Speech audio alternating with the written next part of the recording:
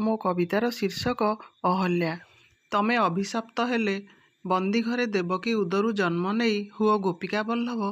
ମୁଁ ଅଭିଶପ୍ତା ହେଲେ ପତିତା ପାଷାଣୀ ହୁଏ ପଥପ୍ରାନ୍ତେ ତମ ଅପେକ୍ଷାରେ ବାୟୁ ଭକ୍ଷଣ କରେ ଯୁଗ ଯୁଗ।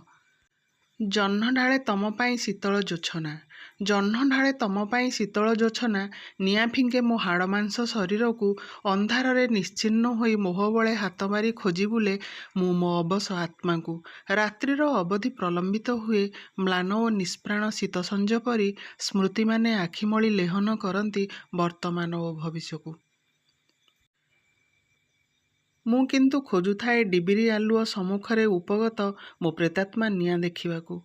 ବର୍ଷା ଭିଜା ଆଖି, ବର୍ଷା ଭିଜା ଆଖି ସଦ୍ୟ ଆଷାଢ଼ର ଟିପ୍ ଟିପ୍ ଜଳବିନ୍ଦୁ ଭଳି ଲୁହକୁ ଭର୍ତ୍ତି କରି ଖୁନ୍ଦି ଖୁନ୍ଦି ହୃଦ ଲଫାପାରେ କାଳେ ପାଦ ଖସିଯିବ ପଛରେ ପକାଇ କାନ୍ଦିବା ଅର୍ଥ ସବୁ ଦୀର୍ଘଶ୍ୱାସେ ଉବୁଡୁବୁ ହୁଏ ଉଚ୍ଛୃଙ୍ଖଳ ପବନ ମଝିରେ।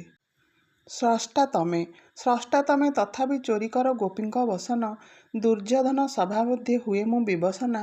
ସମର୍ପିତା ଆକୁଳେ ଚିତ୍କାର କରେ ରକ୍ଷା କର ହେ ମନମୋହନ। ତମେ ବସ୍ତ୍ର ଦାନ ଦେଇ ଦାନୀ ହୁଅ, ତମେ ବସ୍ତ୍ର ଦେଇ ଦାନୀ ହୁଅ।